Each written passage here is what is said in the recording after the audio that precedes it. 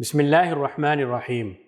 ناظرین کرام، نبی کریم صلی اللہ علیہ وسلم کی سیرت طیبہ میں ہمیں ہر طبقے اور ہر قوم کے ساتھ انصاف، عدل، محبت اور حکمت کا بہترین نمونہ ملتا ہے۔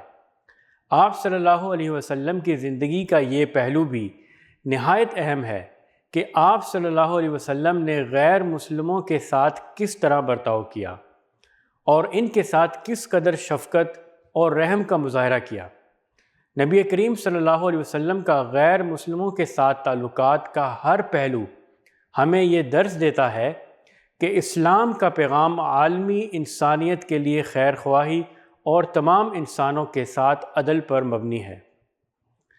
مکہ مکرمہ میں نبی کریم صلی اللہ علیہ وسلم کو اپنے ابتدائی دور نبوت میں کافروں کی طرف سے سخت مخالفت کا سامنا کرنا پڑا۔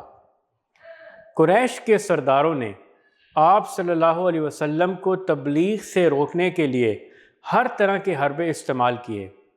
آپ صلی اللہ علیہ وسلم کو اذیت دی گئی، آپ صلی اللہ علیہ وسلم کے پیروکاروں کو مارا پیٹا گیا اور آپ صلی اللہ علیہ وسلم پر طرح طرح کے الزامات لگائے گئے، یہاں تک کہ آپ صلی اللہ علیہ وسلم کو مکہ سے ہجرت کرنے پر مجبور کر دیا گیا۔ لیکن نبی کریم صلی اللہ علیہ وسلم کا رد عمل ہمیشہ صبر، برداشت اور عفو و درگزر پر مبنی تھا۔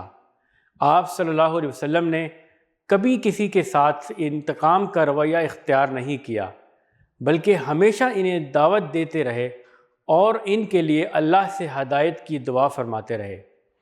حضرت عائشہ رضی اللہ تعالی عنہا فرماتی ہیں، رسول اللہ صلی اللہ علیہ وسلم نے کبھی اپنے ذاتی معاملات میں کسی سے بدلہ نہیں لیا۔ طائف کا واقعہ نبی کریم صلی اللہ علیہ وسلم کی سیرت طیبہ کا ایک نہایت دل خراش اور عظیم مثالوں سے بھرا ہوا واقعہ ہے، جو آپ صلی اللہ علیہ وسلم کے اخلاق عالیہ اور صبر و تحمل کا روشن نمونہ پیش کرتا ہے۔ جب آپ صلی اللہ علیہ وسلم اسلام کی دعوت دینے کے لیے طائف تشریف لے گئے تو وہاں کے لوگوں نے نہ صرف آپ صلی اللہ علیہ وسلم کی دعوت کو رد کیا، بلکہ انتہائی سنگ دلانہ رویہ اختیار کرتے ہوئے آپ صلی اللہ علیہ وسلم پر پتھراؤ کیا، جس سے آپ صلی اللہ علیہ وسلم کو شدید تکلیف پہنچی اور آپ صلی اللہ علیہ وسلم کے جوتے مبارک خون سے بھر گئے۔ اس مشکل ترین وقت میں بھی آپ صلی اللہ علیہ وسلم نے اپنی عظمت اخلاق کا مظاہرہ کرتے ہوئے صبر و تحمل سے کام لیا۔ فرشتے حاضر ہوئے اور عرض کی کہ اگر آپ صلی اللہ علیہ وسلم حکم دیں تو ان لوگوں کو دو پہاڑوں کے درمیان کچل کر ہلاک کر دیا جائے، مگر رحمت للعالمین صلی اللہ علیہ وسلم نے فرمایا، نہیں، میں یہ امید رکھتا ہوں کہ اللہ تعالیٰ ان کی نسلوں میں سے ایسے لوگوں کو پیدا کرے گا جو اللہ کی عبادت کریں گے اور اس کے ساتھ کسی کو شریک نہیں ٹھہرائیں گے۔ یہ جملہ آپ صلی اللہ علیہ وسلم کی وسیع قلبی، عفو و درگزر اور انسانی ہمدردی کی بہترین مثال ہے۔ آپ صلی اللہ علیہ وسلم کی ذات اقدس ہمیشہ لوگوں کو ہدایت کی دعا کرتی رہی اور دشمنوں کے لیے بھی خیر کی دعا کرنے سے کبھی نہیں رکی۔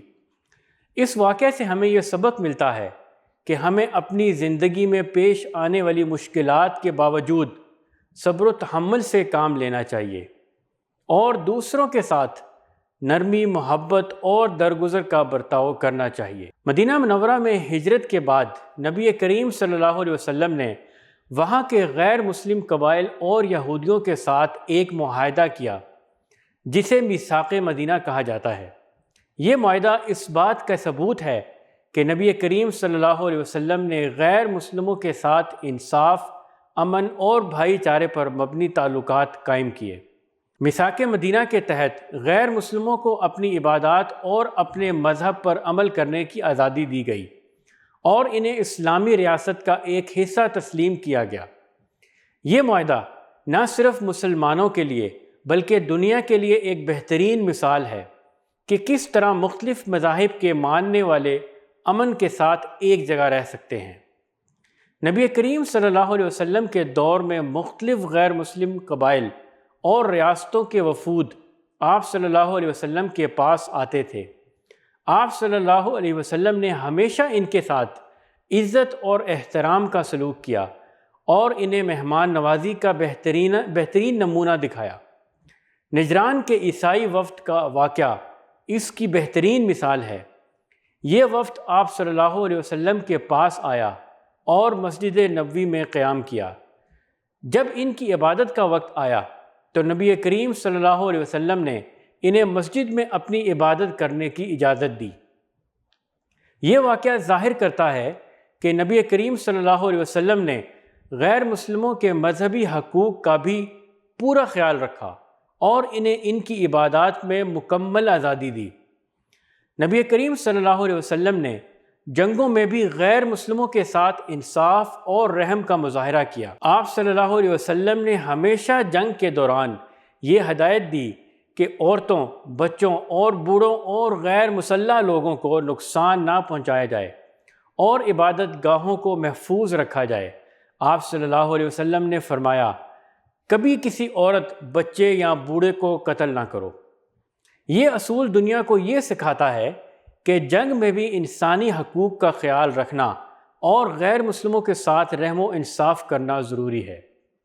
فتح مکہ کا واقعہ نبی کریم صلی اللہ علیہ وسلم کی زندگی کا ایک بہت بڑا واقعہ ہے، جہاں آپ صلی اللہ علیہ وسلم نے اپنے دشمنوں کے ساتھ بھی عفو و درگزر کا اعلیٰ نمونہ پیش کیا۔ مکہ کے وہ لوگ جو سالوں تک آپ صلی اللہ علیہ وسلم کے دشمن رہے، آپ صلی اللہ علیہ وسلم اور آپ کے ساتھیوں کو اذیتیں دیتے رہے، آج آپ صلی اللہ علیہ وسلم کے سامنے جھکے ہوئے تھے، لیکن نبی کریم صلی اللہ علیہ وسلم نے انہیں معاف کر دیا۔ ناظرین کرام، نبی کریم صلی اللہ علیہ وسلم کا غیر مسلموں کے ساتھ برتاؤ عدل، انصاف، محبت اور رحم کا بہترین نمونہ ہے۔ آپ صلی اللہ علیہ وسلم نے نہ صرف انہیں امن، تحفظ اور مذہبی آزادی دی، بلکہ ہر حال میں ان کے ساتھ حسن سلوک اور عفو و درگزر کا مظاہرہ کیا۔ اللہ تعالی ہمیں نبی کریم صلی اللہ علیہ وسلم کی سیرت سے سبق حاصل کرنے اور ان اصولوں پر عمل کرنے کی توفیق عطا فرمائے۔ آمین۔